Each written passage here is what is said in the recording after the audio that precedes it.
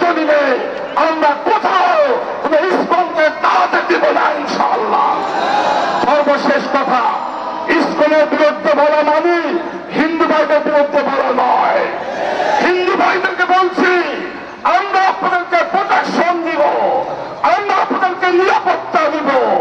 আপনারা আর ইসকন এক নয়। আমরা হিন্দু ভাইদের নিরাপত্তাকে রাজি আছি এবং কিন্তু ইসকনকে সহ্য করতে রাজি নয়। সমাবেশের পরে ইসকনের কোথাও কোনো কার্যক্রম দেখা যায়, জনগণ দাঁত ভাঙতে পারবে ইনশাআল্লাহ।